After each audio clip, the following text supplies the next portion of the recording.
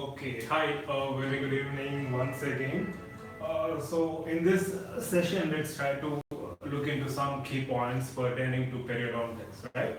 So, we'll do it for 20 to 30 minutes max and then we'll try to wind it off. So, it's already 11:50. Fine, I guess most of you might be either sleeping or having your dinner now.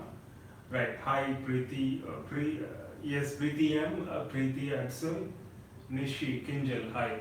A very good evening once again. Hi Manuel. Yeah. So shall we start? Right. We'll start with our first point. Hmm.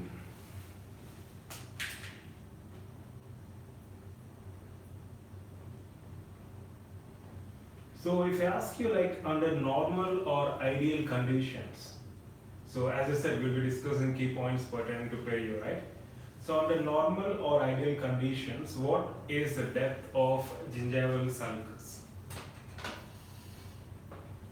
Depth of gingival sulcus under normal or ideal conditions. Hi Sonal. Hi Paritosh.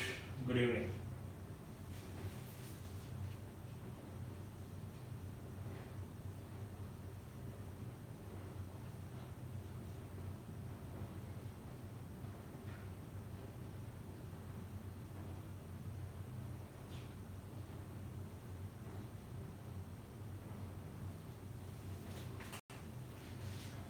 Hi Mukesh. Nikita, Neetu, Tabish, Neeta, Farheen. Hi. Very good evening. Yes, so under normal or ideal conditions, what is the depth of gingival sulcus? Hi Manasi. Hi Alankrita. Right. Good. So it is 0 mm, right?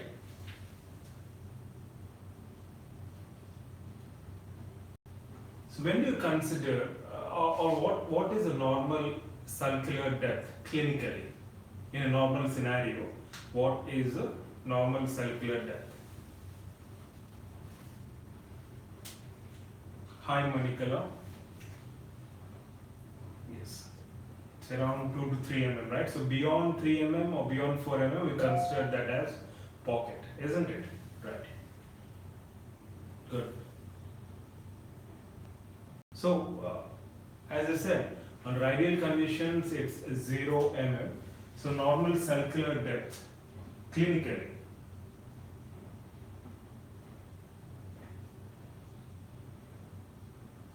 it's 2 to 3 mm. So histologically, what is the depth of gingival sulcus? Nishi Gupta, what you said, 1.8 mm, it is pertaining to histologic depth. So clinical depth is, okay, 1 to 3 mm. Histologic depth is 1.8 mm. Right?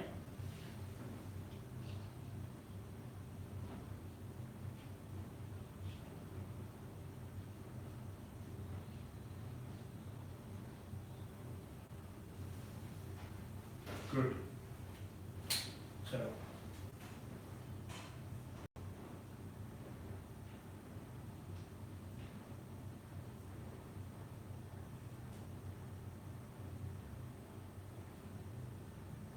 So, among all the areas in oral cavity, where do you come across your attached gingiva which has least width?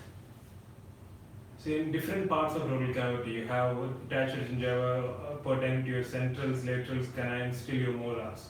So in which area do you find least width or minimal width of attached gingiva in the entire oral cavity? Good. It's in case of premolars, right? Very good. So in case of maxillary premolars, the attached gingiva width is 1.9. In case of mandibular premolars, it is around 1.8 mm.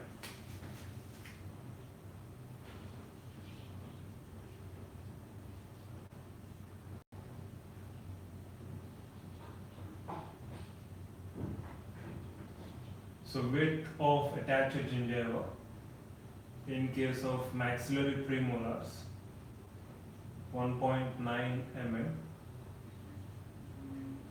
Mandibular premolars, it's the least 1.8 mm, isn't it? High bonus, high ratio. Yes, obviously it's low in case of your premolars. Fine. So these are the values which you can note down.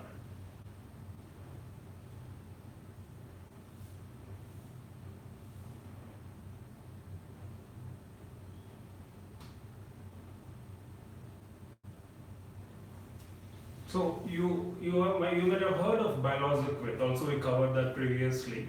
So what is the typical length of junctional epithelium? Length of junctional epithelium. So you have your junctional epithelium in substance connective tissue, which constitutes your biologic width. So what is the average length of junctional epithelium?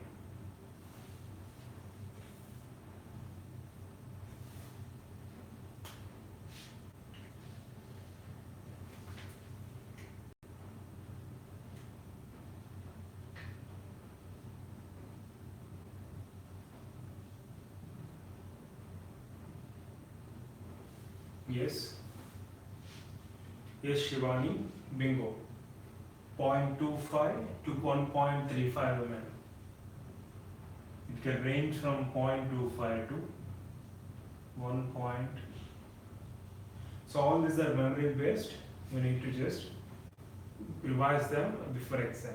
Good. 0.2 to 1.3 mm approximately. And what is the width of what is the value of biologic width?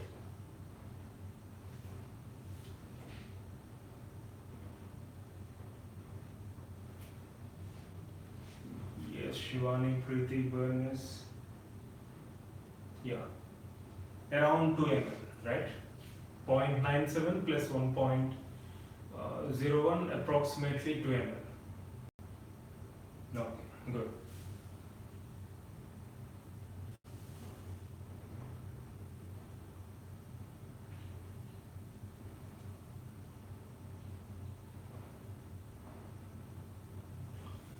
So we have discussed about different types of collagen and where they are found. Which type of collagen is found in case of basal lamina? So in case of basal lamina, which type of collagen is found?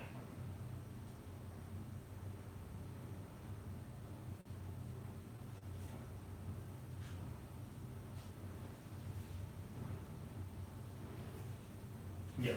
So floor basal lamina is type 4 collagen. Good. So type 4 collagen is found in case of basal lamina, isn't it? Good.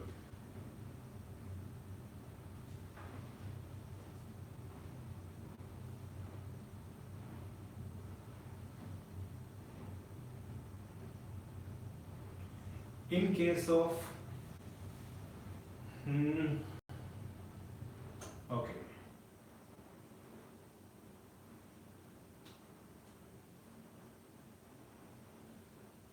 The normal ratio of T4, CD4, T4 and T8 cells in case of gingivitis is? What is the normal ratio of T4 and T8 cells in case of gingivitis?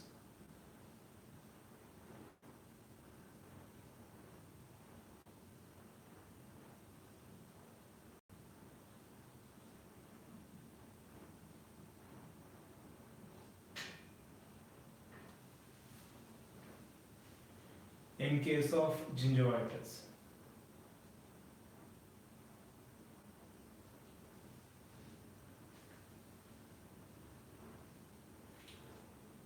Yes, it is 2:1 in case of gingivitis. T4 to T8 ratio in case of gingivitis is 2:1, and it becomes 1:1 in case of periodontitis.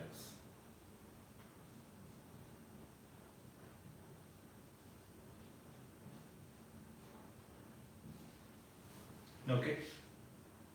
So when gingivitis progresses to periodontitis, it's mentioned that T4 T8 ratio becomes 1:1, right? Increase in T8 cells. And you can just make a note of these ratios.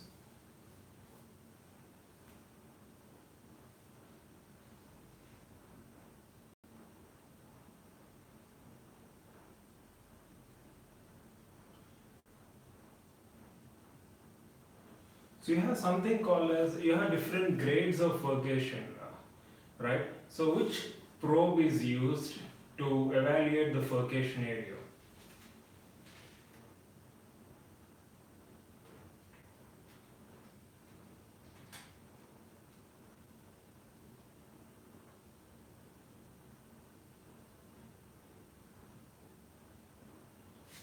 Very good.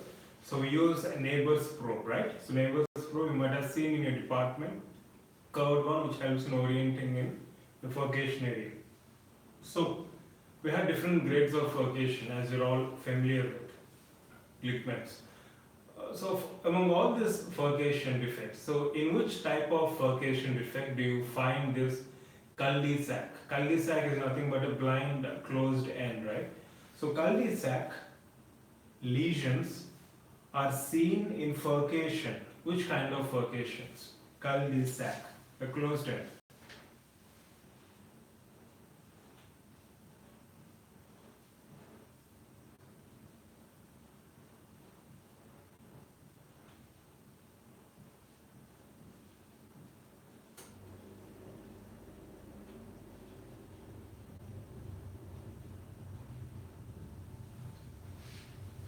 Good, impressive. Grade 2. Very good. So in case of grade 2, we find these cul-de-sac lesions, right? So grade 3, through and through but covered with soft tissue. Grade 4, through and through, which is visible even clinically, right?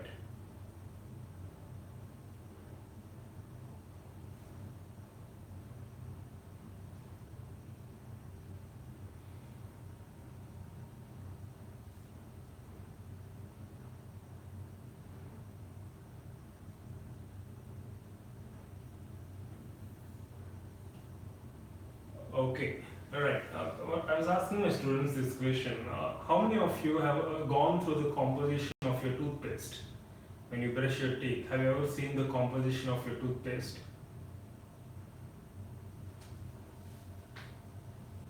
If yes, can you give me the components of your toothpaste? Now don't say salt, namak, neem, charcoal, right? I want you to give me the chemical composition of your toothpaste, not the composition which we see in our television commercials.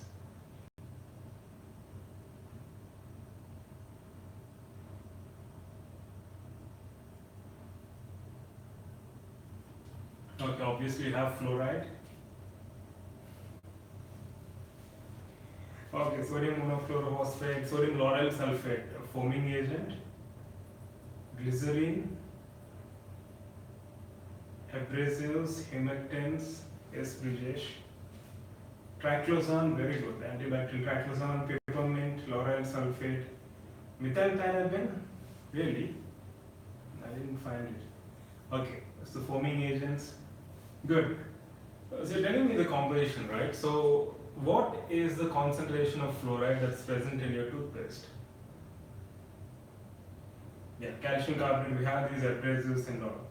So what concentration of fluoride? If I ask you like what is the normal fluoride content in water, and what is the permissible levels of fluoride in your water, and what is the amount of fluoride that's present in your toothpaste? Yeah, in water, 0.5 to 1.5 max is permissible. Yes. Yes, Farheen. Sonal, yes, we have been getting good answers. Impressive, Neetu.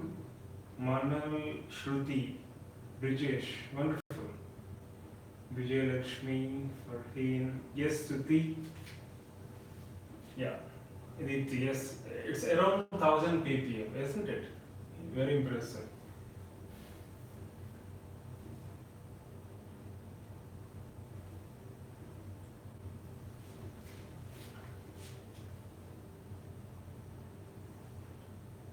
Okay.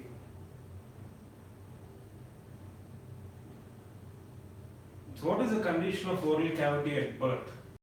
What kind of microorganisms do you find at birth? At birth, in a baby. So what microorganisms are usually found in oral cavity?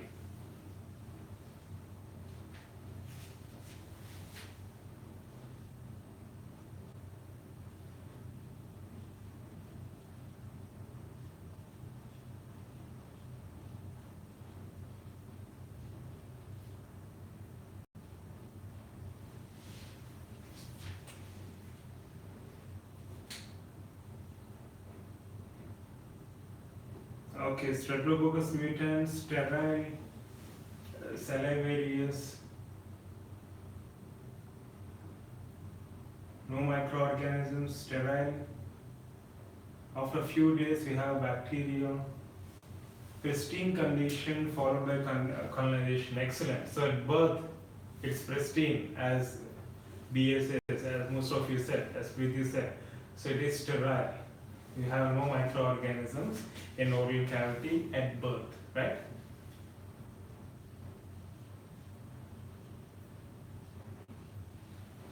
Good.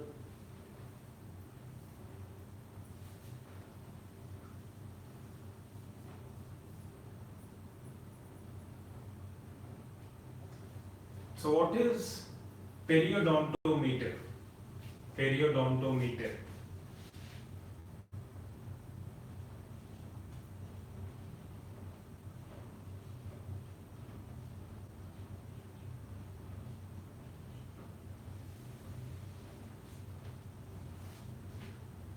Yes, Muthu Kumar.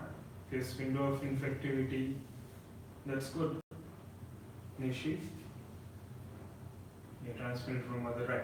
So periodontometer, something which is used for analyzing tooth mobility, isn't it? Then what is periochip? Periochip. Yes, periodontometer to evaluate the mobility of tooth.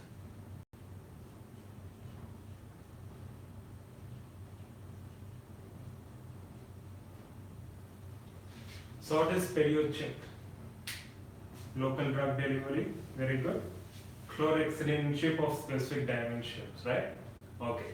Then what is periostat? Periostat.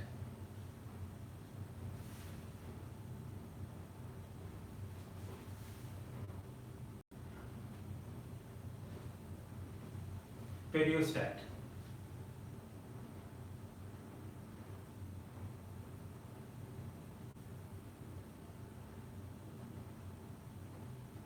Yes, wellness. Yeah, so periostat is 20 milligrams doxycycline. So what action does it have? 20 milligrams, a low dose of doxycycline is used because it has one specific action. In fact, we call that as immunomodulation, if you remember. So how does low concentration of doxycycline play a role in immunomodulation? Yeah, post-modulation, post-immunomodulation.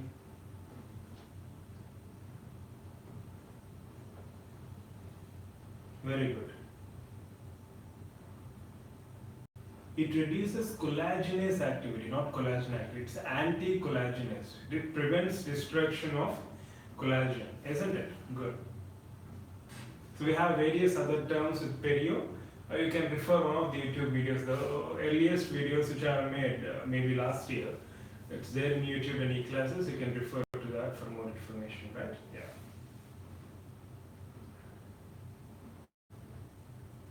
Okay.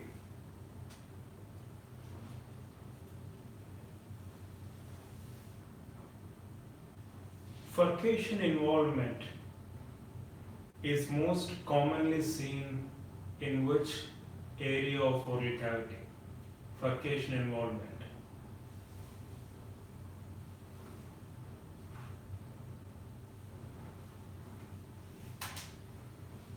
Good. So obviously it is.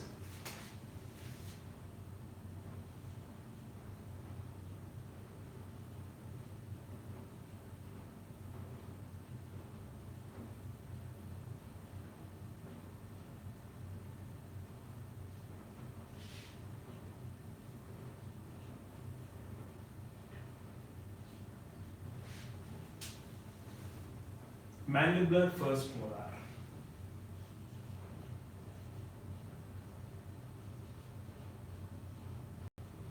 Good. Now, least common site for vocation involvement in maxillary region. Least common site for vocation involvement.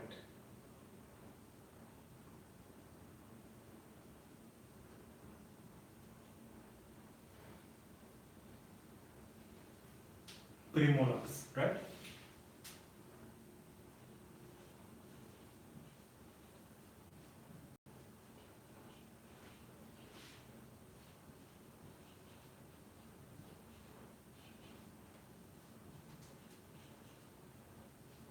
So it is maxillary premolars. Good.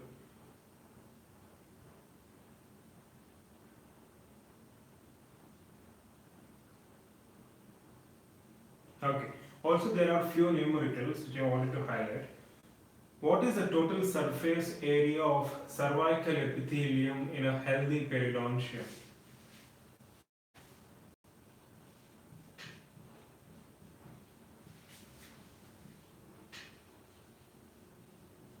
Total surface area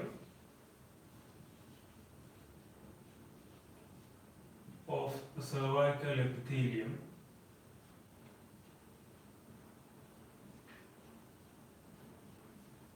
in healthy periodontium.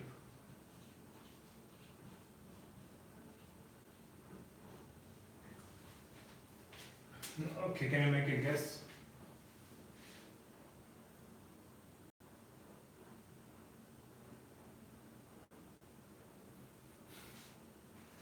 Okay, Vocation will not talk about single-rooted teeth, right? Yeah. So total surface area of cervical epithelium in healthy periodontium. Just make a note, 760 millimeters square.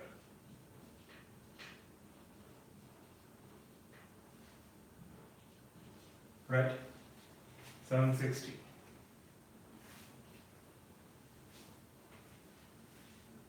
Yeah, we're not talking about total surface area, cervical epithelium. Total surface area of periodontal ligament in healthy periodontium. Periodontal ligament, the same total surface area of periodontal ligament in a healthy periodontium.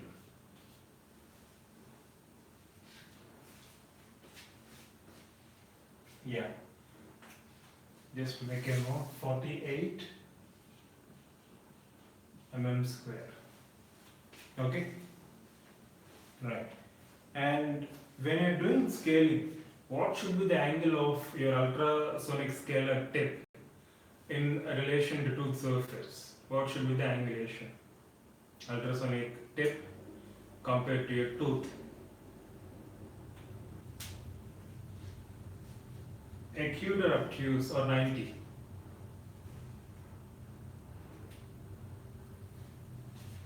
Yes.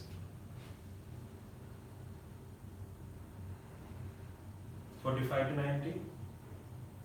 Acute, obviously, isn't it? Good.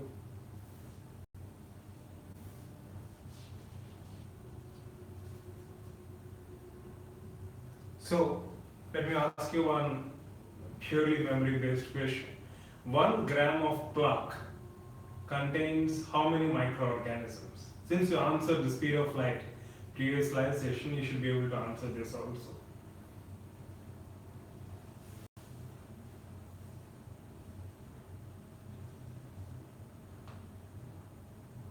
One gram of plaque contains approximately how many bacteria?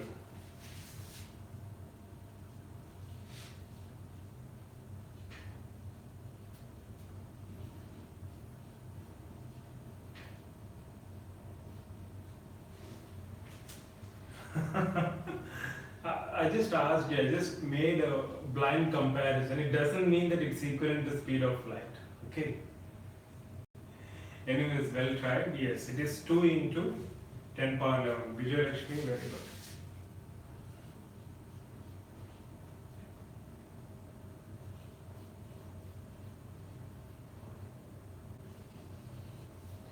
Right. 2 into 10 power 11. Okay.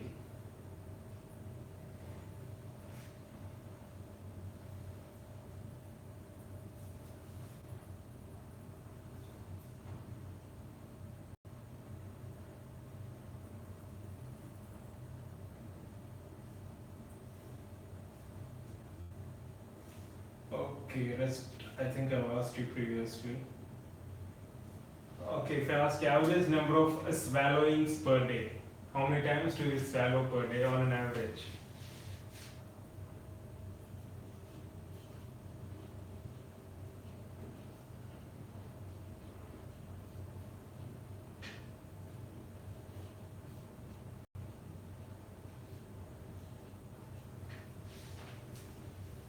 Wow.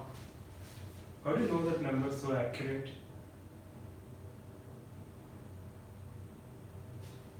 Good. Hi Nandini. So it seems that you are more active only in late night sessions, isn't it?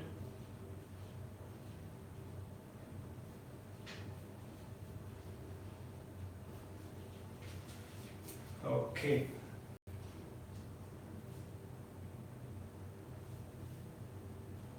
And finally, regarding dental stains, see if you can note down. Hi Aman. See if you can note down, right? So black stains are usually because of, what is the reason for black stains, dental stains?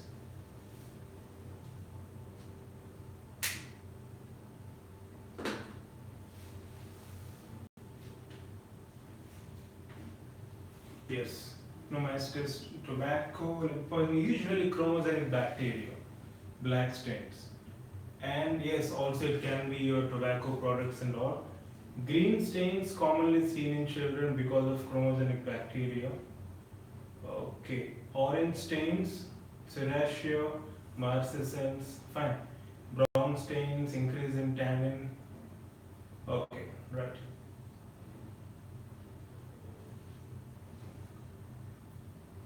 So also we discussed about this intrinsic staining and extrinsic staining in one of the videos, right? You can refer that for more information. So we have broadly intrinsic and extrinsic staining based on the location of the chromogenic material within the tooth structure. For example, tobacco staining, it all comes under extrinsic, whereas fluorosis intrinsic. And also based on the source of the chromogenic material, you have endogenous and exogenous. Endogenous, for example, maybe you can consider amalgam or porphyria. We have several conditions, endogenous origin, bacteria for that matter. Exogenous are like your tobacco stains, etc. Like from the outside, you're taking them, right? Food coloratives, etc. Right? We have discussed all this in one of the videos, E-classes videos. One MCQ I written, so you can refer that for more information, right?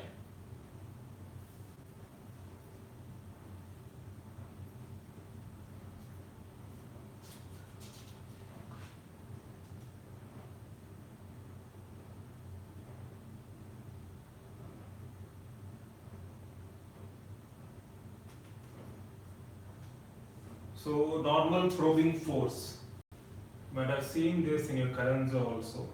Normal probing force.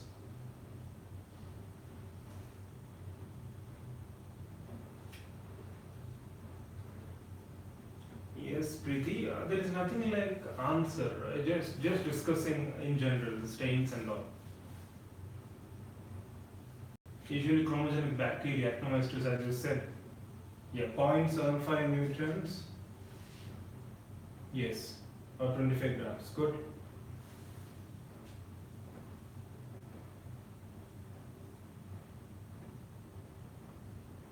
Also, I discussed few instruments, right? Williams probe, WHO probe, in one of the classes previously. Fine.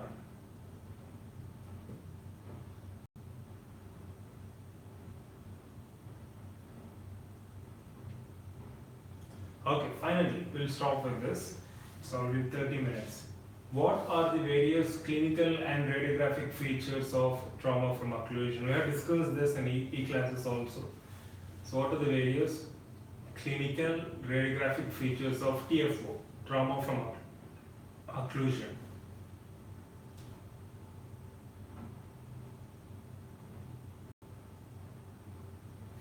Yes, Preeti, glad that you still remember. You good?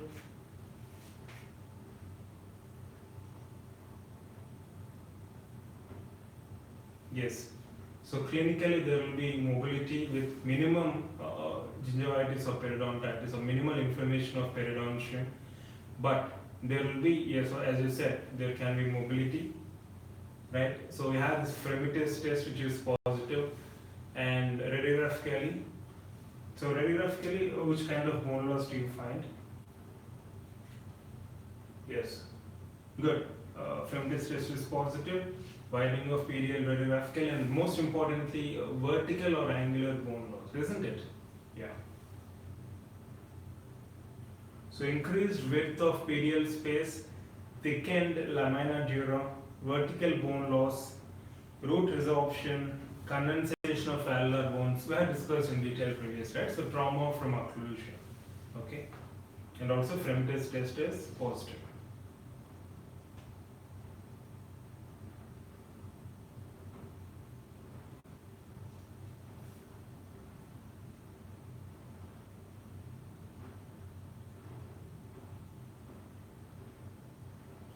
Okay.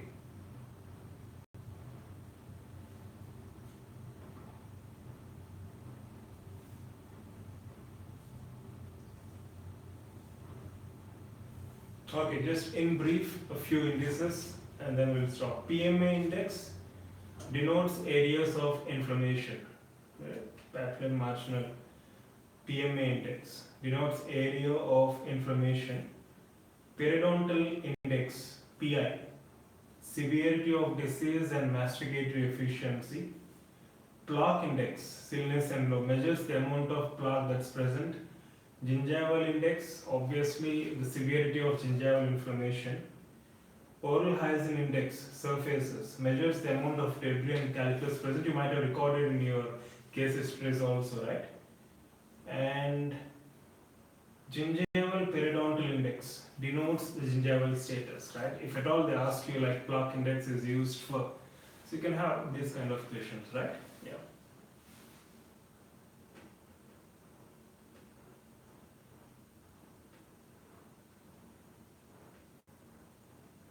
Yes, usually periodontal pockets are not seen.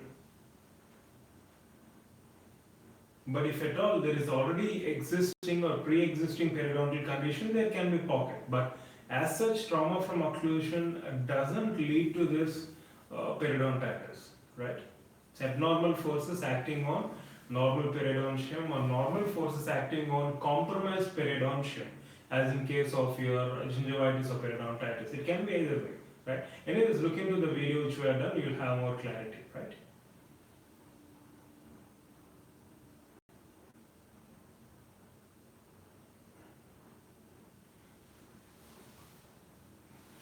Yes, yes, Preeti, sure. PMA index denotes areas of inflammation. Periodontal index, disease severity, and masticatory efficiency. Plaque index, obviously plaque. Gingival index, status of gingiva. OHIS, amount of debris and calculus present. Gingival periodontal index denotes gingival status. O'Leary et al. I don't think that's very important, right? Yeah. So previously when we were discussing the angulation, right? So in case of curettes, while you're inserting the curette, the angulation has to be 0. It means if this is your tooth surface, you angulate your curette almost at 0 degrees or parallel. And once you start scaling and root planing, the angulation has to be 45 to 90 to perform scaling and root planing. And usually, gingival curettage is done with angulation greater than 90. You can just add up these points. Inserting of curette 0 degrees, scaling and root planing, as you said, 45 to 90 degrees. More than 90 degrees for gingival curettage, right?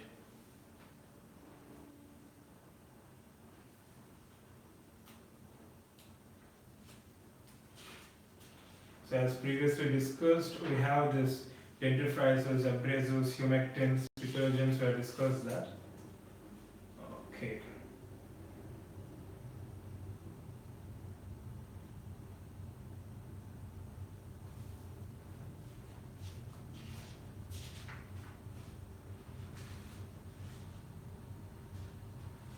Okay, fine. So we'll just pause it here. We'll try to cover more and more points in the coming live sessions. Fine. And Preeti, I hope you got what I have repeated. Okay. So tomorrow again we'll try to have the same format of live sessions. I hope you can follow, and I hope it is acceptable for you also, right? So we'll have 3 live sessions, 5:30, 8:30, and 11:30. Is that fine?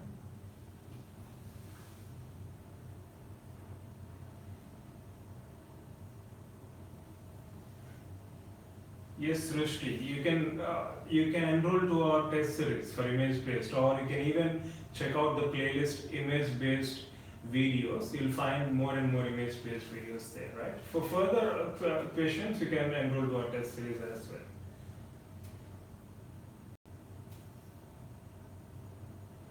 Fine. So we'll again see you again tomorrow 3 times, 5:30, 8:30, and 11:30, right?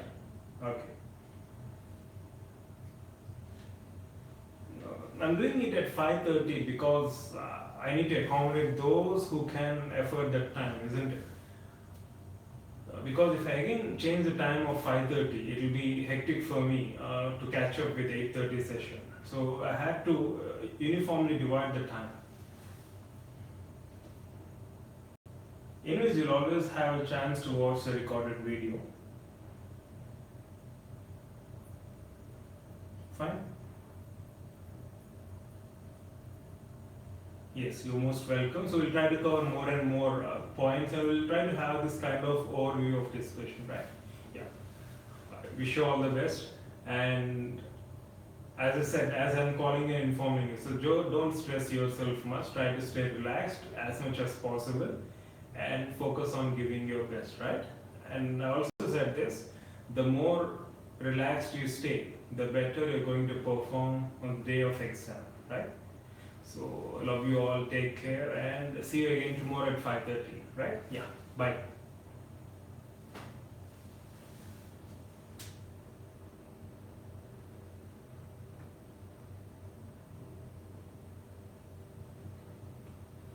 Yeah, welcome. Good night.